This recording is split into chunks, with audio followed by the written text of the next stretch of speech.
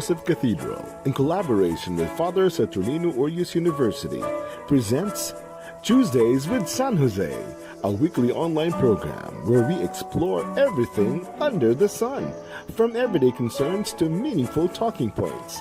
Join us as we share stories and reflections around and within our community. No matter who you are or where you come from, there's something here for you, where everything's spoken for. And here are your hosts. To communicate is to be human. Communication makes or breaks our personal relationships and even the whole of our social fabric. In this time of mass communication and social media, understanding the price of truth and the cost of lies have never become more relevant. Friends, we are gearing up for the coming feast day of our secondary patron saint here in the cathedral, Saint Francis de Sales. And he is actually known as the great communicator. And he's the patron saint of writers and of journalists. We're very lucky today that we are going to get to sit down with an award-winning photojournalist and a writer. I've known this guy through the years here in Butuan, and he really writes well, and he really puts out great stories that shed light on things that should concern us. And so I'm very excited for you guys to meet him today. I've had the privilege to know him a couple of years. So excited, Keiko, to introduce him to you folks later on. So make sure you guys listen in. Welcome to Tuesdays with San Jose, episode 31, your weekly online program brought to you by the St. Joseph Cathedral in collaboration with the Father Saturnino Urius University. Shout out, Chay. Happy Pista, belated Happy Pista sa tanan. And yes, Santo Niño. Super successful. Labi na ang Church of Santo Niño no, sa Libertad. Yeah. Congratulations. It was such a busy weekend in Butuan, and they did such a fantastic job gathering the believers and just... So you see how very much the faith is so alive. And hopefully that aliveness in faith, the festival becomes translated in our action, in our mission, everyday life, how we show it to others, how we live our faith as Catholics. Yes, and we've seen photos. Tama ba, Father, kanang the Feast of Santo Niño is only in the Philippines, no? So worldwide, kita lang ang nag-celebrate ng Feast of Santo Niño. Yeah, though in Prague, the original image was in Prague, the Holy Child of Prague is part of their devotion. But not as loud, as lively, as colorful as we have here in the Philippines, diba? Nakaisinulog, ati-atihan. So many Santo Niño celebrations. So hopefully naka-celebrate po sila wherever you are in the looking Philippines. forward for January 24, the Feast of St. Francis de Sales. Yes. And so if you guys please want to share this episode, we are on Facebook, naapunta sa YouTube, TikTok, IG, but especially Facebook and YouTube for this episode. So go ahead and share this episode so that your friends and your families can watch our episode today, where again, we get to interview an award-winning photojournalist. Yeah, so you have questions and comments for our guests, feel free to comment, or you have devotions to St. Francis de Sales, then feel free to share us your story. How did you know our secondary patron? You know him through your devotion to him, diba? So please comment and let us know that you're here with us. And also, like I said before we begin, thank you to everyone who greeted me in my birthday. So I'd like to take this personally. Salamat sa tanan. So thank you, and please keep us in your prayers. Yes, good afternoon, Clara Sacote. Thanks for hanging out. Yes, belated happy birthday, Father. We had a nice celebration last night. And one of these days, you have to tell me that story about Santo Niño and your birthday. Yeah. One of these days. Okay, so now let's watch the short video about our secondary patron saint, St. Francis de Sales.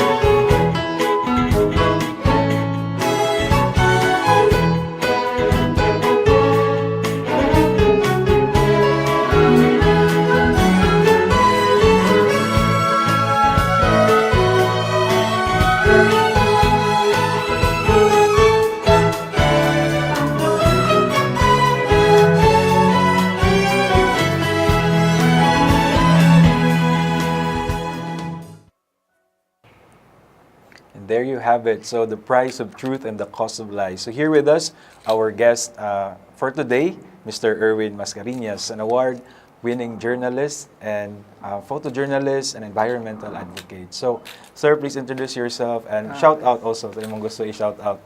Okay, thank you. Yes, I'm Erwin Mascareñas. I'm a journalist.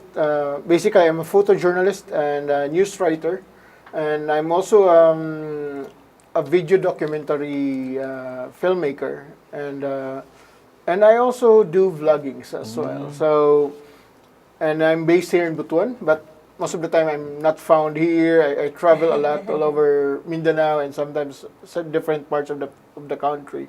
But it's all based on the work that I do. And most of the work that I do are related to either journalism or doing documentary works for mostly environmental NGOs and other related allies. So we're lucky to have Very. Sir Erwin to have here with us. No? So, Guys, gikan pa siya Davao. Fresh from In fact, Davao.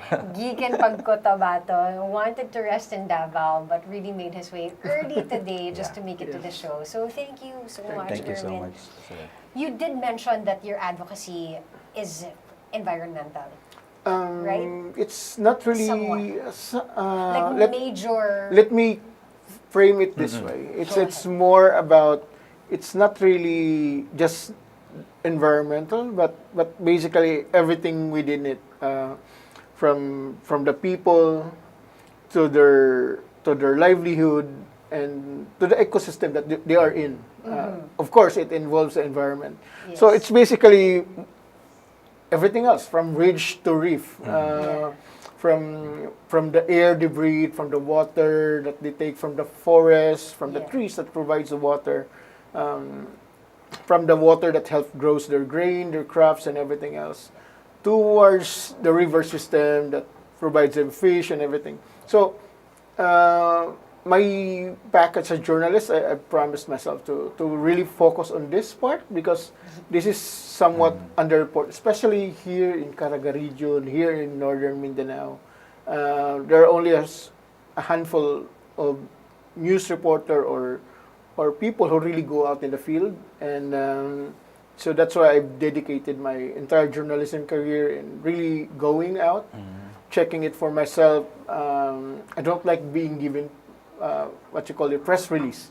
Although I might use it to guide me before I go to the field, but when somebody emails me or send me a press release, I always ask myself, how much of this is true? So how much of this can I verify when I go to the ground and check it for myself? Unfortunately, in reality, it's not always 100% that I'm always there Yeah. because it's expensive. Let's face the reality, it's expensive, and this job that I have doesn't pay that well. Journalism is not a good job for anyone to be hopeful of getting paid properly. But Exactly. I was waiting for The the but. but. It's the but. I find a way to around it. So what I do is that I accept projects from NGOs, from environmental NGOs abroad, from international NGOs. I save that money. So actually, it's me who's basically sometimes financing my own journalism career, because I cannot rely really on what I earn from the news outlets. So I get money from the NGOs that I work with, either for photo work, for video work, or for writing articles for them, and then from that save, I wait for moments where a community would be asking for help, that they have a story here, they have an issue here that needs to be checked, or something happened in their community and nobody's there to really answer for it. So that's the time that I would use a bit of my savings, my own personal savings, to be there and to bring out the story. Sumusag ka ng mo na beat ang beat ninyo, sir? It's not really about me because in Luzon maybe or in other big cities, most of their media practitioners have beat. They call it beat. Like, you're dedicated only to the defense beat. I mean, you're reporting about the military, about these things, and environmental beats. They're only reporting about the environment and everything else. But most of the provincial journalists, especially here in Mindanao, were not trained on that. we are trained on whatever news comes out, we grab it, we report it. And that's how I started out way back in 2009 as a journalist. And when I started in Cagayan de Oro and learning my ropes as a rookie, that there's so many stories that you can cover. Oh, yeah. But later on, eventually, after several experiences that I've realized that there's a different story that's not really that reported well, And this where is- I changed my focus into that kind of chasing stories, but which is for me affects a lot of people, especially now with the climate change and the changing of the environment. Yeah, So it's very very pressing problem right now. No? it So, is.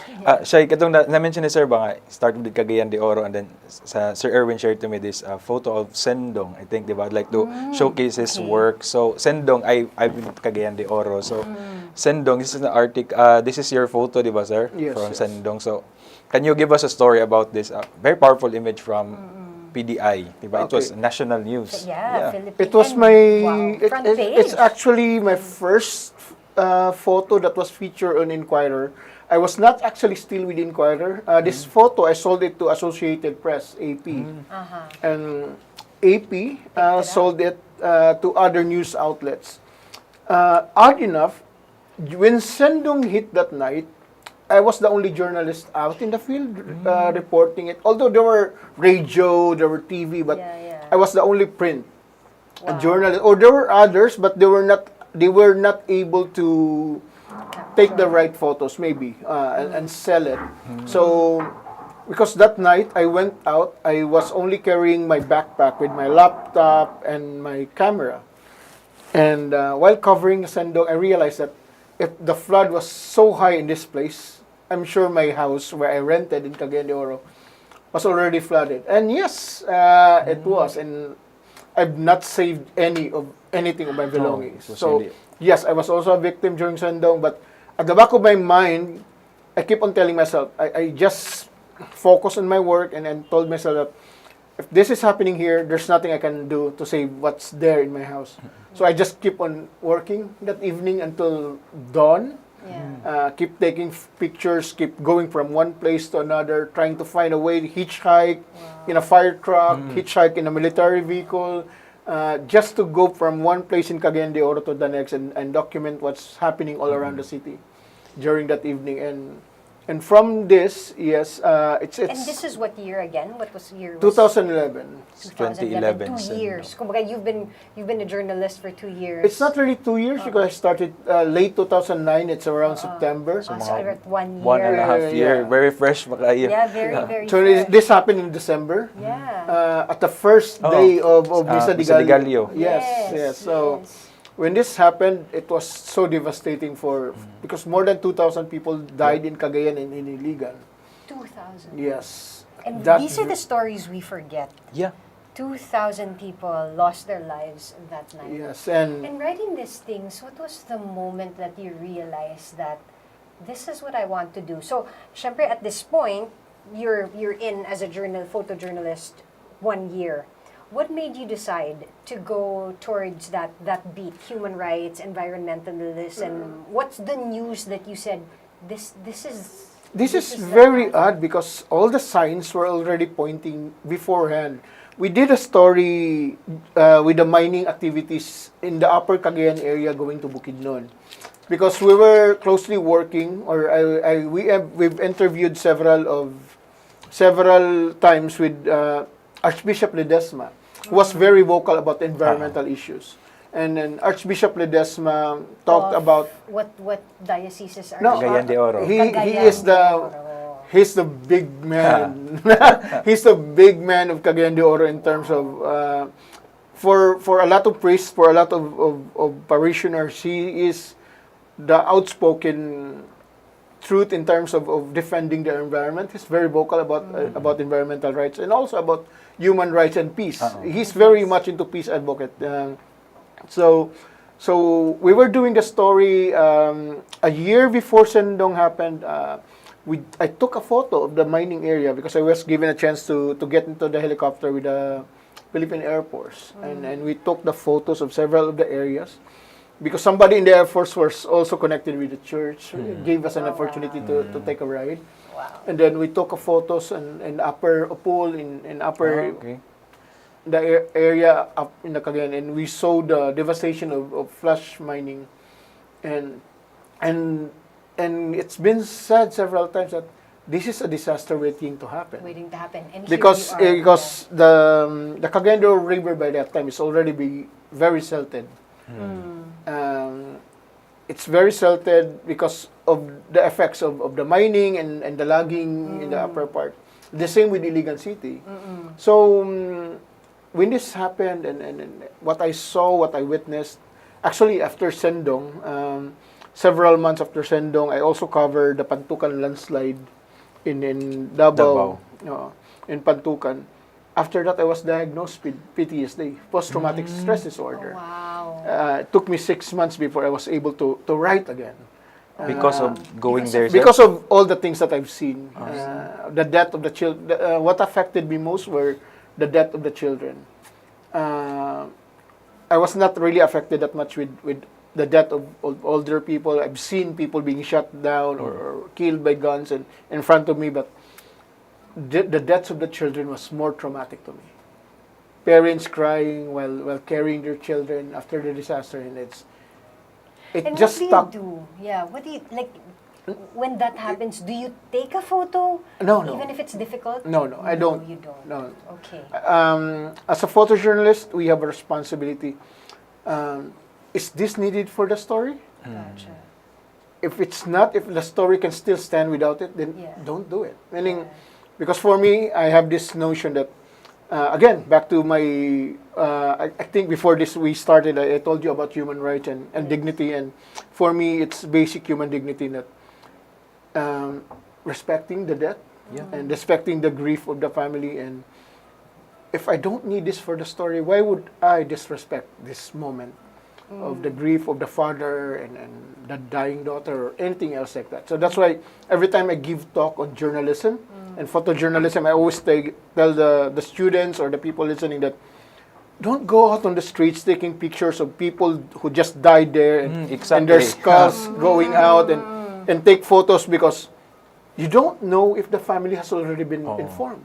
Oh, yeah. How would you feel if you're on their place? Yeah. How would you feel if your father, mother, sister, or anybody, any member of your family, was the one who died there, and people just took photos and videos of it, and you just found it through the internet? How would you feel that everybody has already feasted on that photo? tragic moment? So for me, I always take that moral compass and responsibility that I should not do it unless the story really requires me to do so. If the story can stand alone with any other photos of the situation, I'll use those situations. And there are several occasions that I did took a photo of the dead. I took it in a way that is not traumatizing or For the viewer. outside from the viewer, but for the For the family. family. Example, Exactly. when I was during the Zamboanga siege, during the war in Zamboanga, I have to take a photo of a person who lost his head, who lost his part of his body from an explosion. But I did not take it because I just focused on his hand, which symbolizes him dying. Yes. So the hand is there. Yes, it has blood, but I just took photo of the hand. Yeah. Or Versus the whole thing. No? because Kasi as a enough- photographer, you have a lot of choice in the angles you can do. Yeah. Find a good angle. Yeah. Don't be lazy. Yeah. Well, I could put that in my mind. Don't be lazy. Find an angle, because there's always a way to tell it humanely. Humanely. Yeah. Yes. That's why we need journalists, good, no? Yes. We need them. Kay not everyone who has a camera is a journalist automatically. Yes, You have yes. ethics, you have many considerations. Ethics, Yeah. yes. And said ni Sir Erwin ba nga, the price of truth, di ba? You have to suffer through PTSD just covering these stories and taking it with you for months. For months, yeah. Actually, that PTSD has traumatized me for long, and there's no cure. The problem with that, once you get diagnosed, once it's there, it only waits for trigger points, and it will come back. The depression, the suicidal tendencies, everything else will come back, and it'll always appear whenever I'm traumatized with a different situation while in the field. My psychologist before would tell me, don't cover these things anymore. Yeah, so what makes you keep covering it? So you said it, no? So it's traumatizing, there are triggers, but here you are still doing it anyway. I want you to share this because to those who are watching and says, parang mahadlok na siguro ako mag-journalism, but you keep doing it. I do this because there's always a different perspective to every story. And most of the time, the perspective is being construed or not being told properly. And that's what makes you parang, I yes, need to tell the story. I need to tell the truth. I need to tell the side of the story that That nobody's covering or nobody's saying. Example, a very good example is a typhoon hit Surigao del Sur several years back.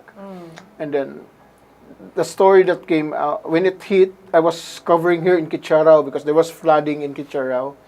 And then while I was covering there, I got phone text messages from people in Surigao del Sur, in Cantila, that, Erwin, the flooding here is so much, and things like that, because they've known me for years, because I've been covering the stories in their area, environmental issues.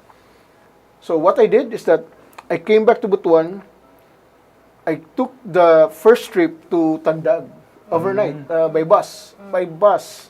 So the first trip by bus to Tandag, and then when I arrived in Tandag, I immediately went to the army base, or to the head of the commander of the area, because it's his part of his area of responsibility. And I told him that, I introduced, sir, I'm Erwin, and actually we met in the boulevard. They have an activity, so it's quite odd, like very timing where I met them, and all of the cards are there. So I just introduced, and I told them that I'm a journalist. I'm planning to go there. If it's okay, I would like to join your team while you're doing rescue mission or operations in the area, helping the community. The first question of that colonel asked me was, why? What are you gonna do there? And I told him, well, I'm gonna document, and it's also a good way to showcase also the efforts of our soldiers while they're doing this. And then it rang a bell in my ear when he said that, oh no, it's already okay. People are already in the community. They're already been rescued. That's why you don't need to go there anymore. And that's where the question, okay, there's something odd about the way he's talking. Because there's always a story there. That's why I need to be there. I need to witness what really happened. So you're listening to what he isn't saying. Yes. So which is again a skill you need to learn. So then he told me that, and then what did you discover? and then I told him that, no, I want to see the destroyed houses. No, it's really hard. He had a lot of alibi for me not to get there. So that's what made me. And what did you discover? So I tried to find a way to go there on my own. Called several contacts in the ground, which they helped me get through the checkpoints and the barricades. And I found out that a lot of media were barred from going there. So it already made more sense, like, what's wrong here? Why. What's a bigger picture? Okay. So later I found out that the community, which was totally destroyed, was below a mining area. There you go. So it was below a mining area, and the funny part is when I arrived there, soldiers and police personnel and rescuers from the province were still rescuing people. And I took several photos of it. And so what he said, that there's nobody there anymore, doesn't make sense, because there's still ongoing rescue operation. Which also shows you that there are still good people in the government, in service, who are doing what they need to do. And unfortunately, as in any organization, company, situation, there are those who will also hide the truth and hide, what's really going on. But what I'm hearing is there are two things also happening. There's one that's trying to hide it, and there's one that's really kanang naningkamot to help and to do what they can. The funny part is that a lot of journalists came from Davao and other parts of, and they were barred from entering, and they were only allowed to interview the people in the evacuation center in Carrascal. I'll mention the town in Carrascal, and I covered in Carrascal, and then I also covered the devastation in Cantilan because there were two areas who were devastated, and that's why with that story, I sent it to my outlet before, Philippine Daily Inquirer. Unfortunately, when I sent it to my news outlet, the story went out differently.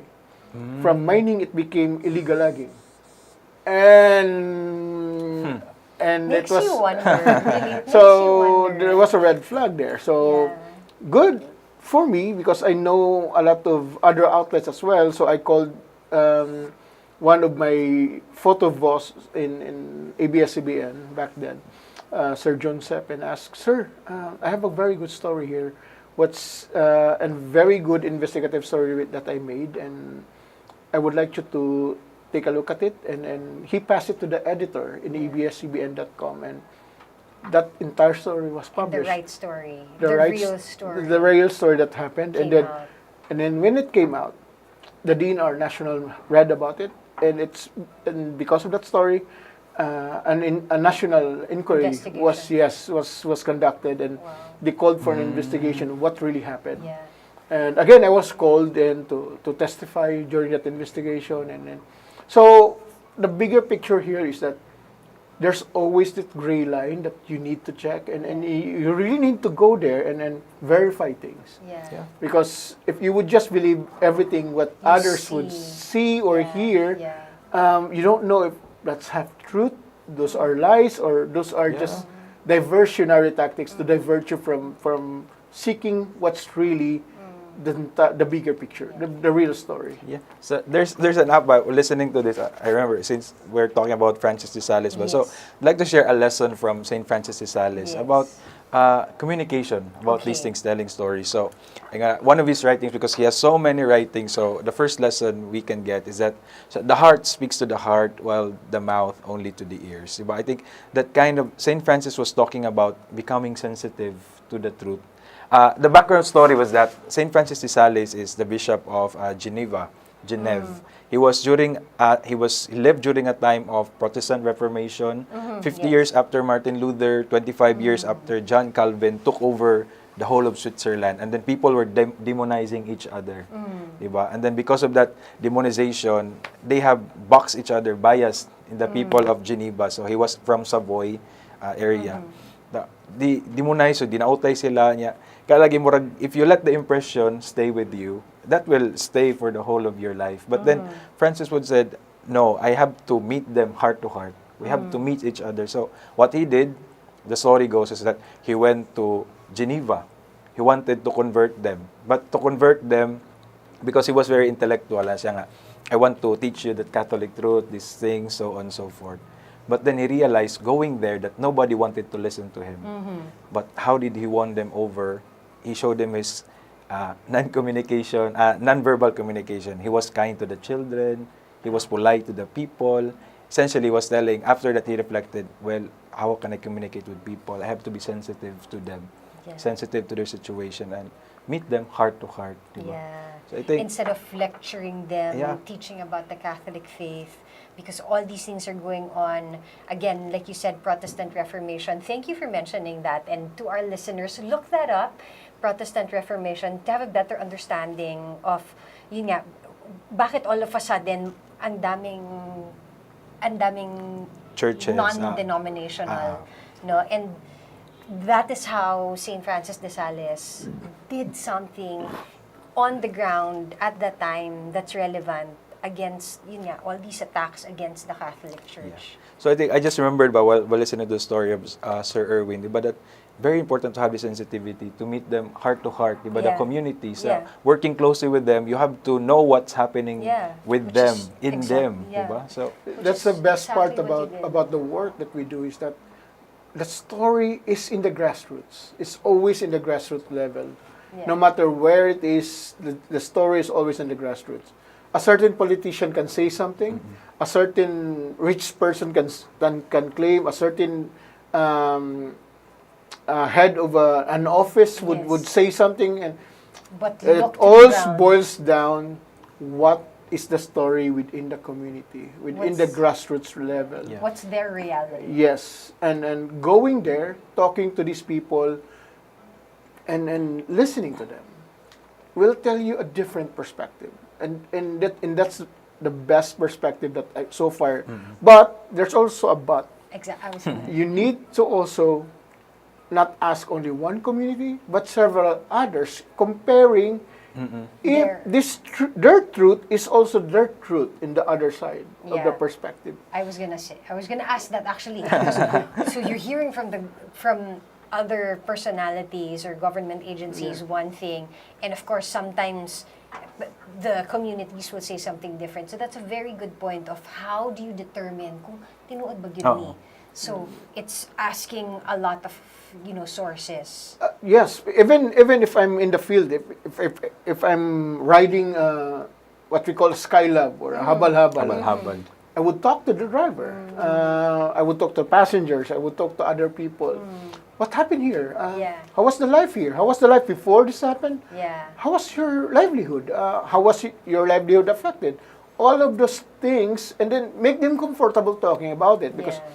the more comfortable these people are to talk to you without being judgmental or Invasive. yes, invasive and directly confrontational, they will open up their mouths and their eyes and everything else to you, and give you a different perspective where nobody has heard before. And I've learned a lot over these years. I've covered all throughout Yeah.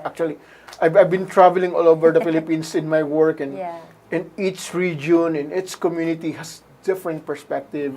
Oh yeah. And But let me ask you, just picking up from what you said. So, you hear one thing from personalities, government agencies, etc., and then another thing from the communities.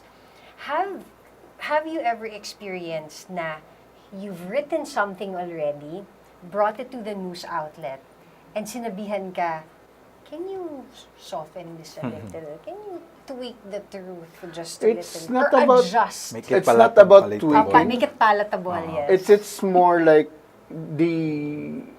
like the example I gave earlier, like that the story has been changed a bit. Yes, yes. So they didn't ask my permission for that. Yeah. So they changed a bit of the story from mining to illegal logging. So there was a huge, like, my eyebrows was like, what happened to my yeah, story?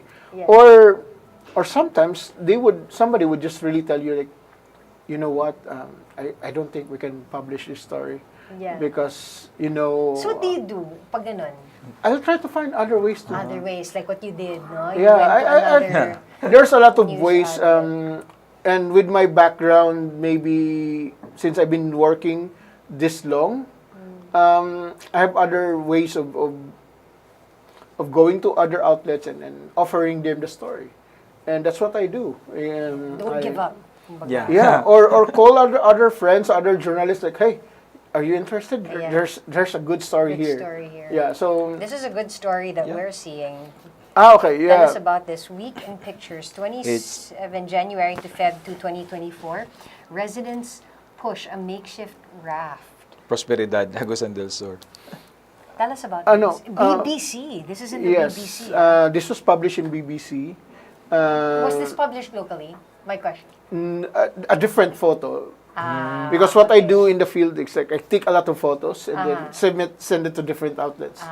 So I published this. I send it to AFP. AFP means not Armed Force of the Philippines. but Associated AFP is Agence France Press. Agents Press. I'm also a correspondent with them.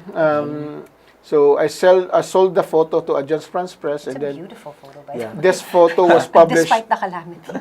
Yeah, so I went there to the area, stayed in Agusan del Sur, and went to different parts. Actually, this photo was taken in Bunawan Brooks, Okay. in the river there, and the community. And the odd part is that up in the mountain along this area, there have been reports of illegal mining operations. So it's a good connections as well to the flooding and And when you do that, do you say it outright or do you let people connect the dots. I try to let people connect the dots. Yeah. Unfortunately, with this day and age, it's frustrating sometimes. Because people don't connect the dots anymore. They just wait to be fed. Yeah, To be fed spoon-fed. information, Everything is no? spoon-fed. No? So, yeah. we need journalists, Gid, no? Without those who tell the stories, who uncover the truth, or at least present us with the truth, but at least to respecting our intelligence nga. We know Yeah, what is right. We know what to do. Yeah. Another picture I did with Bishop Raul Tandag in Bishop. Tandag. So, And he is saying, choose leaders who value environment over politics. Okay. When I did this story, we went to a mining site that was discovered few months before this event. This happened during an Earth Day, and so the bishop went to the site. It's so far away, like it's like several hours away from the town proper of Cantilan. This is part of Cantilan, and there's some mining operation there that was discovered, and the key people who tried to push for the closure of that were also part of the church, were members of the community of the church, and several priests. One of the key priests that really spearheaded is Padre Ambray of Surigao del Sur, and together with the bishop, they really highlighted, and because Bishop Dael has been very vocal about the advocacy on the environment and protecting the environment. So, and it's odd because I met Bishop Dael when he first became the bishop of Tandag, because I used to do or interview the bishop of Tandag before Dael, Bishop Ochimar, who was also very vocal about environmental issues, particularly the mining situation in Surigao del Sur. Yeah. So, when Bishop Dael became the bishop, the first time I met him, the first time I interviewed him was odd because it was also the biggest flood to hit Tandag City. oh, The first flood and that biggest flood to hit Tandag City. So it was funny in my own perspective because we're Very talking wow. about environmental issues and I'm interviewing him Wow. while the below the bishop's house, part of it was flooded. Flooded. And part of the entire Tandag City was That is- was flooded. isn't it poetic? This is Dark exactly way. this is how God Yeah. works. No? Yeah, so I managed to have actually when I went there, since it's already late, so we had dinner and I talked to the bishop and interviewed him, and it was the first time to really meet him first, Yeah. and And really hear from him Yes. how his advocacy is not just for show. It really is in the hopes of making yes, an and impact. this recent story that I did with Business Mirror, we went there, and then the bishop had a mass there in that mining site was closed because of the advocacy of the people and the church, and Yeah. and that's where the bishop, because it happened before the election, the bishop asked, it was last year, and then the bishop called for people should vote, Yes. politicians who are for also their advocacy is also into environmental conservation and Yes, protection, and not just for the what you call this, for the beautification, for renovation and everything else of the area, which is very amazing to hear, Yeah. because people needs to have the shepherd, Yes. and for them the most likely to lead that are the leaders of the church. Yeah. And to see that you are encouraged to also speak loudly, Exactly. stand beside them. And that's the best part about it. Since Yes. the bishop was already speaking, other people were Yeah. entitled and, Yeah. and Yeah. given power to Yeah. really go up behind him and speak about it. Yeah. Which brings us to, again, yun nga, leaders in the Catholic Church, and in this case, Saint Francis, right? Which also leads us to our Catholic trivia. Yeah, Because, right. again, this is what great leaders in our church do, and they are remembered by. Yeah. So let's have our Catholic trivia for today.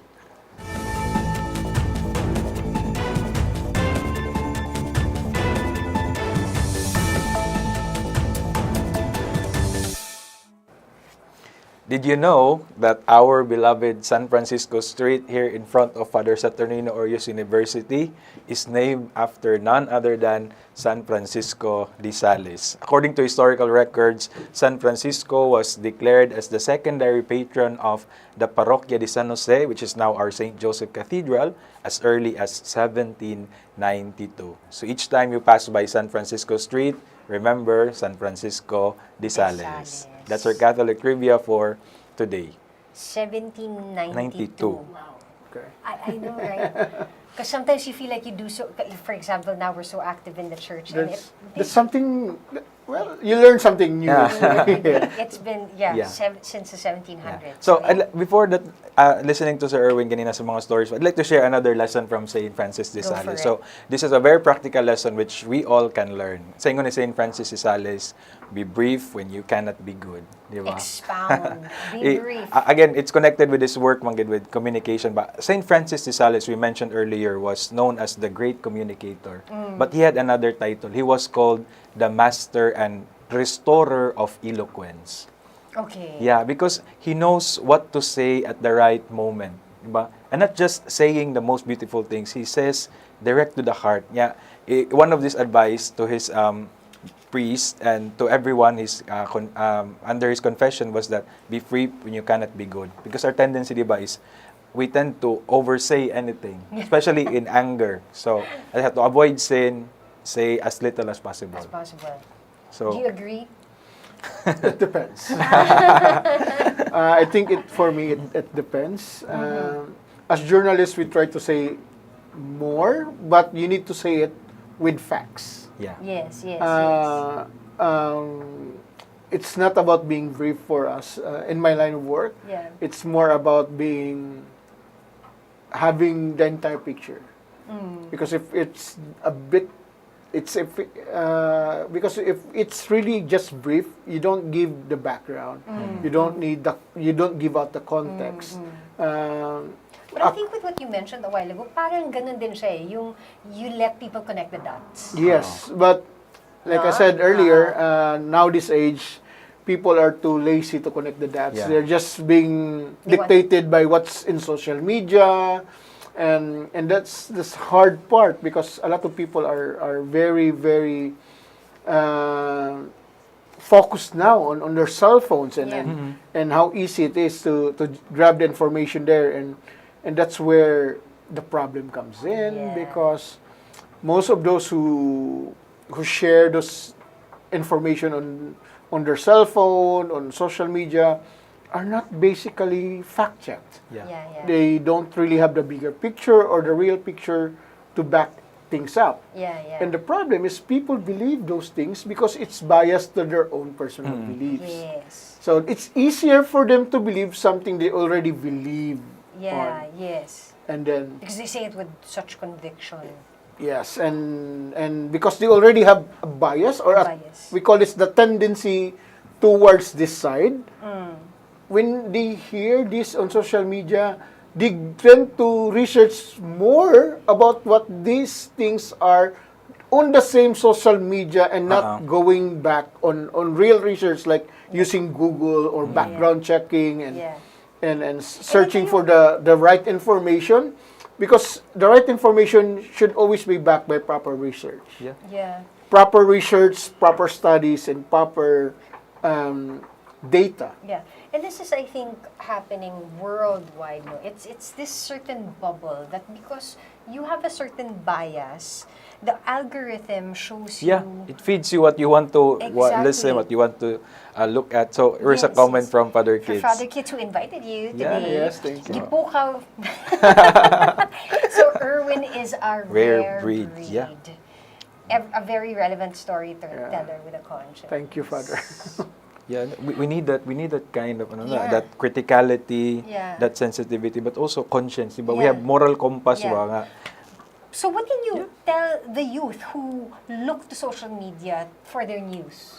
Actually, it's quite amazing because most of those who share Uh-huh. false information are not really the youth.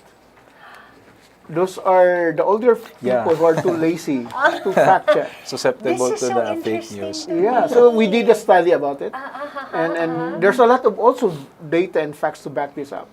Actually, but there's also a but.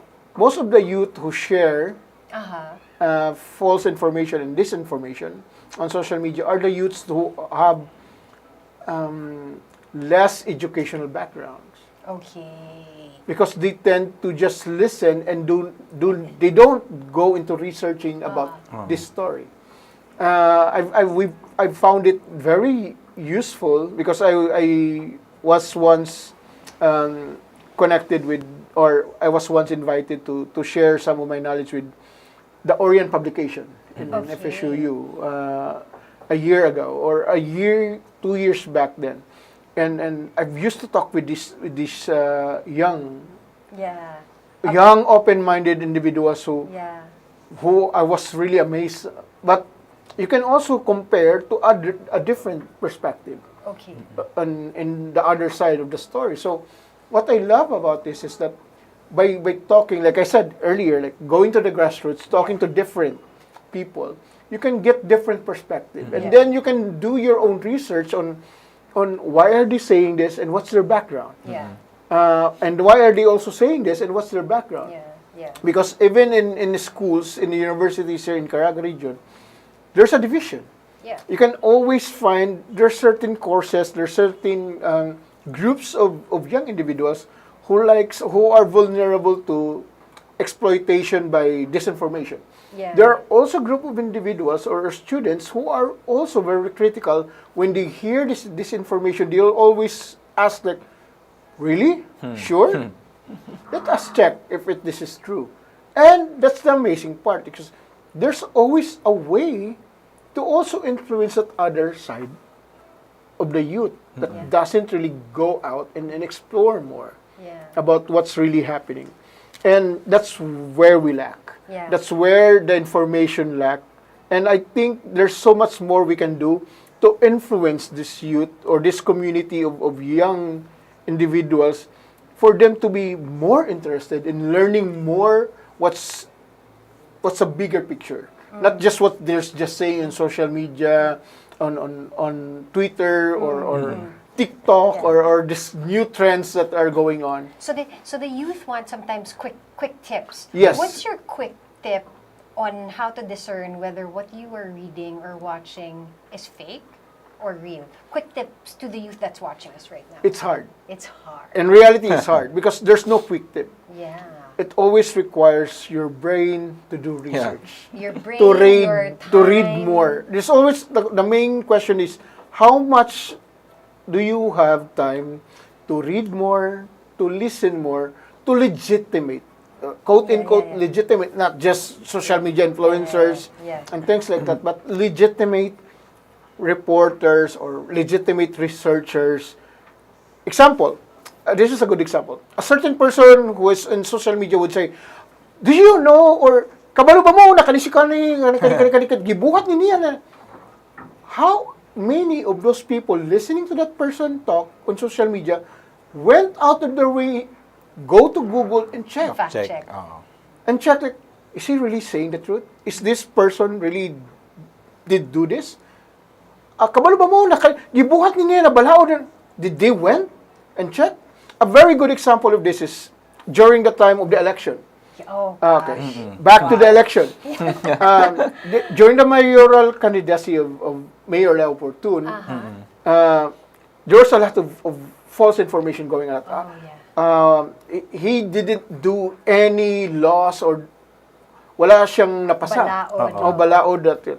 So, several media practitioners came to me and talked to me like, Erwin, what do you think about this? Walang napasa. And I said, actually, you can Google it. Yeah. It's so easy. And then they changed the tone. Like, oh no, what I mean is, walang balaod na naka-affect. Again, Google it. The balaod na napasa, then compare if it does really affect communities or individuals, on women, on children, on So go and ask the and communities. break this down. Yeah. Break the load down and apply it in real life situation. So And then all of a sudden somebody told me, wala, bias ka lang talaga kay ganito." What? I just explained it to you properly that yeah. it's not our job to judge. As a journalist, we need to find the facts and then present it to the people. Yes. It's not our jobs to like on radio to say, ganito ka talaga si ganito, ganito. No. Our job is present the facts. Present the facts. Let them listen. Decide. Yes, let them listen. Yeah. And find a way to balance it. I like that. As a journalist, and you watch other journalists, especially in mainstream media, no, those who are really in the big networks, are you able to tell, and are there journalists on mainstream media, I want to be particular, that are biased against certain politicians, whether left-leaning or right-leaning? I can't really You say. can't tell. Okay. But there are good journalists that I really look up to. Good. That I really look up to, and I Me too. aspire to hopefully be just close to what they have achieved. Like, Wonderful. one of them is One male, maybe one female. Ed Lingao. Ed Lingao is one amazing journalist. For female, there are several in Rappler and ABS that are, for me, are so amazing in terms of investigative. Galing, no? Women. Yung mas madami kang... Actually, there are a lot of good women reporters. Two that that you look up to, like I said, one would be Ed Lingao. Yeah. He's I mean, now female. for the female, I forgot the specific name Okay. of this journalist, which has several in expose that she just did recently. Not recently, because she's been doing it since 2016, 17. And there are a lot of really, an example, although she's not anymore a real practicing, or she's not doing pure journalism now, because she is, I think she's busy with her book. One of it is Evangelista, which published a book few years ago. And so a lot of these journalists are very inspiring, because, wow, for me, if only I could just get close to what they've already achieved. And that's why I also try to aspire and do more. Unfortunately, with my limited resources, I go back to working sideline jobs, odd jobs, just to save money, so that every time there's a big story, I could go there and document the story. So that's the hard part about it. But to your credit, you have made an impact to the communities you have Yes. served. Yes. I hope so. It's not because I don't want to, like, I did this and I did that. Yes, What I want to is that I want to see change Yeah. from those stories. I want to see the changes and the impact. And yes, I appreciate that people in the communities, even several parts or several communities in Surigao del Sur, really appreciate the things that I've done in the past, and I hope that in the future I could still do more. Wow. In other areas, I've been traveling a lot last year, from Dinagat to Siargao to Surigao del Norte, Surigao del Sur, and even as far as I did a story recently in Sibuyan Island, where that island became popular because their mayor was elected, and this mayor was an anti-mining advocate who was seen in a photo being dragged, he was blocking the trucks, Wow. the mining trucks, and he got elected as a mayor Wow. of this So town. in such a simple act of just defiance, Yeah. like just outrage at what is going on. And So yet I elected went as there mayor. last year because I was hired by a Friends magazine to do a photo story. It was a long journey, but it was all worth it because I found out a different perspective, different from what we have in Caraga, different from Yeah. other places. Like I said, each community, each region has a different story to tell, and it's so amazing what you can find. The defiance, the resilience, the stand of the people in protecting the environment, and their faith and their love for the community, and it's inspiring to also do my bit to contribute to that. Yeah. So hopefully atong mga guests mo na listening by young people, it's worth it telling the stories, diba? There's a price to the truth, diba? Yes. Lies are costly, but in the end, the rewards are greater, diba? Rewards, yeah, are great. I mean, the reward, the fulfillment of being connected with the people, Yeah. making a difference, no matter how big or how small, diba? Yes. And in the end, people affirm you, and we end up the day thinking that we have done something good, diba? We have done Amen. something for Amen. the great good of the community and for glorifying God, Yes, we say. yes. Thank you so much, Erwin. I feel like, Gabi, you are definitely one of our most Yeah. eloquent guests. Thank you, thank you. And humble, I would say. You know? Thank you so much. And I hope, yun nga, like, even with what you said a while ago, that you need to do other jobs in order to continue what you do as a journalist. Pero sana, what our audience also picked up is, even if it hasn't been financially rewarding, just the way you speak about your work goes to show that it's worth more than that. It is. It is. I love how openly I've been accepted in several communities which I don't even know them at first, Yeah, and all of a sudden I'm very welcome. Yeah. So every time I travel out aside Butuan and goes to different communities, even as far as parts of Benguet or in Cagayan Valley or other parts of the Philippines, and it's so amazing going there, telling their stories and learning different cultures as well. So for me, it's also a learning process. Yeah. I cannot claim that I know everything, because every community that I've been exposed to, I learned something from them. We learn different stories, different perspective, and that's the best thing about being open-minded. Yeah. And that's the best thing about being grounded into humanity, because as part of being the lesson of humanity is that each community, each human being is unique, and we learn something from all of them. And as long as you're open-minded and being able to listen and soak it up like a sponge, there's so much to learn. And I think we can end with that. Yeah. Thank you. Ang ganda nun. We're all made uniquely. You are fearfully and wonderfully made is Yeah. one of my favorite quotes from the Bible. Expressed differently by our guest today. And hopefully, na-inspire kayo, no? And just know that whatever your giftings are, we've had somebody who is gifted here in writing and in journalism, is pursue that. Pursue the gift that God has given Yeah, you. inviting us to be open, diba? And yan, to be humble, to be grounded in the truth and with the people. So, Yes. I remember katong, di lesson ni St. Francis de Sales, but the last word he uttered before he died was that he said 3 words.